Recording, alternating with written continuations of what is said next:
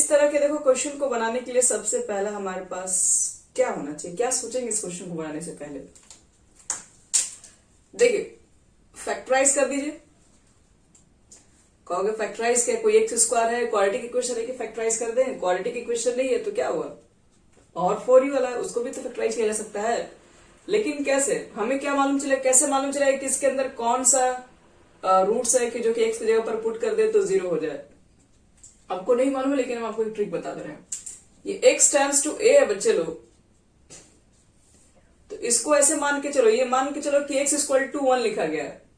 मान लो कुछ भी लिखा रहेगा, इसको हटा के तुम इसको इक्वल टू लिख दो तो x minus 1 is equal to क्या हो जाएगा, 0 होगा। जब इसको इधर लेके आएंगे तो बोलो होगा। अरे इसको लिख दिए और इसको मान लिए इक्वल, तो x इक्वल टू 1 और 1 को इधर लाएंगे तो x माइनस 1 इक्वल टू 0 होगा कि नहीं होगा, तो होगा। तब एक काम करेंगे, ये जो x माइनस 1 है यही कॉमन निकलेगा ऊपर भी और नीचे भी।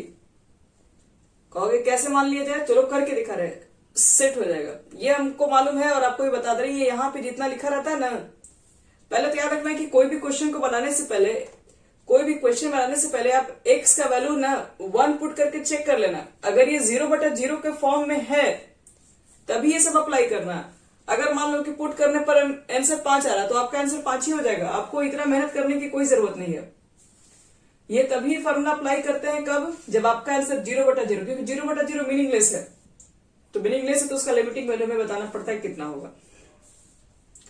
तो हमको क्या करना है, ऊपर वाले को अरेंज करना है x माइनस 1 फैक्टर के साथ और नीचे वाले को भी x माइनस 1 फैक्टर के साथ अरेंज करना है। तो देखो कैसे अरेंज करेंगे। सबसे पहले क्या लिखोगे, limit x tends to 1 x के पावर 4, और बताओ कि हम यहां पर कितना लिखें कि कॉमन ले तो x माइनस 1 आ जाए। तो x क्यूब लिख सकते हैं, नहीं सिर्फ x क्यूब। अब बताओ x के पावर अगर हम 3 कॉमन ले लें तो x माइनस 1 बचेगा कि नहीं बचेगा।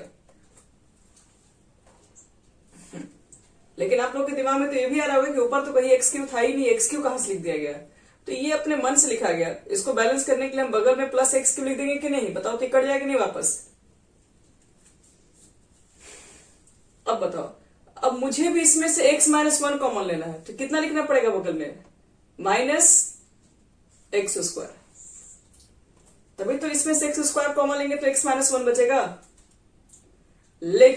लेकिन आपके पास तो 3x स्क्वायर था माइनस में और आप तो सिर्फ माइनस एक्स स्क्वायर लिखे हैं। तो अब इसको बैलेंस करने के लिए कितना एक्स स्क्वायर लिखना पड़ेगा, नहीं माइनस एक्स स्क्वायर लिख चुके हो, अब कितना जोड़ना पड़ेगा और माइनस 2x स्क्वायर। तभी ना कुल मिला के माइनस एक्स और माइनस 2 माइनस 3 आ जाएगा। तो ये तुम्हारा माइनस 2x स्क्वायर। अब बताओ कि माइनस 2x स्क्वायर से हम यहां पर कितना लिखें कि कॉमन x माइनस 1 ही निकले। तो अगर हम यहां पर प्लस 2x लिख दें, ध्यान समझना, अगर हम यहां पर प्लस 2x लिख दें और इसमें से 2x कॉमन ले लें और 2x से माइनस 2x कॉमन ले लें तो फिर से देखो ये x माइनस 1 आ जाएगा। तो फिर से आप वही पूछेंगे, फिर से देखो तो लोग यही पूछोगे कि यहां पर तो 2x लिखा गया तो है ही नहीं यहां पर एक भी x वाला टर्म, तो इसको फिर कटाने के लिए माइनस 2x लिख दो। और माइनस 2x है तो यहां पर कितना लिखा जाए कि कॉमन x माइनस 1 बचे। तो माइनस यहां पर है तो आपको यहां प्लस में लिखना पड़ेगा। तो ऑलरेडी ये प्लस 2 है वो यहां लिख दिए हम लोग। तो सारे टर्म में हम लोग क्या कर दिए बच्चे लोग, x माइनस 1 पे सेट कर दिए। ये पूरा जो सेट हो गया वो x माइनस 1 सब पर सेटिंग हो गया। इसी तरीके से आपको यहां देख के बताना नीचे वाले में कैसे कैसे सेटिंग करें कि x माइनस 1 सब में कॉमन निकले। तो नीचे वाला समझ लो। यहां पे यहां देख लो, इसमें x क्यों लिखे हो तो बताओ यहां पर कितना लिखा जाए कि x माइनस 1 कॉमन मिला। आप लोग बोलिए था यहां कितना लिखे, माइनस एक्स स्क्वायर। बोलते रहो अभिषेक। तो देखो तो ध्यान से, इसमें एक्स स्क्वायर कॉमन लेंगे तो x माइनस 1 बचेगा। लेकिन हमको बैलेंस भी तो करना होता है ना हमेशा। आपके पास माइनस 5x स्क्वायर था, आपने कितना लिखा है, माइनस एक्स स्क्वायर। बताओ उसको माइनस 5 करने के लिए हमको भी कितना लिखना पड़ेगा, ये माइनस एक्स स्क्वायर अभी लिखे हो सिर्फ।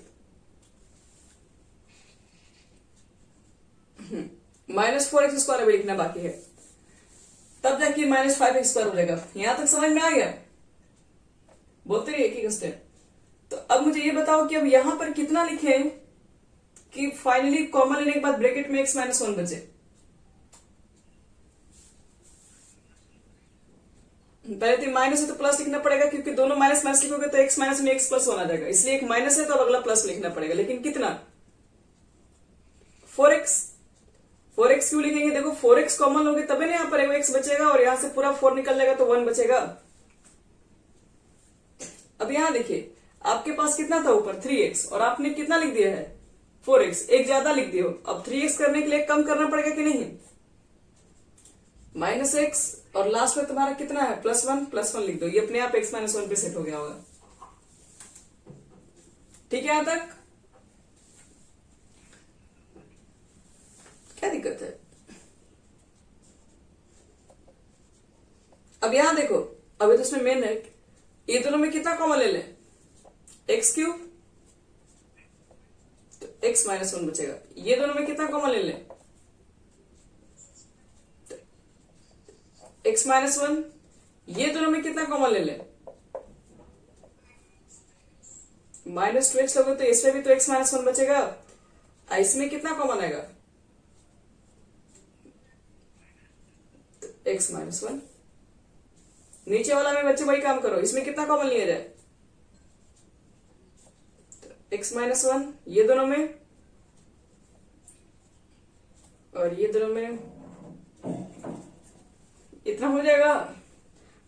देखो तो x-1 ऊपर से भी कॉमन है, नीचे से भी कॉमन है, लेके घटा दो तो क्या बचेगा? x³ + x² -2x -2। नीचे कितना होगा बच्चे लोग? x-1 कॉमन लोगे तो x² -4x -1, ये पूरा कट गया। अब देखो तो जहां जहां x है वहां 1 पुट कर दो, और कितना आएगा बताओ? 1³ 1² -2 × 1 -2, 1 का स्क्वायर -4 × 1 -4। बोलिए।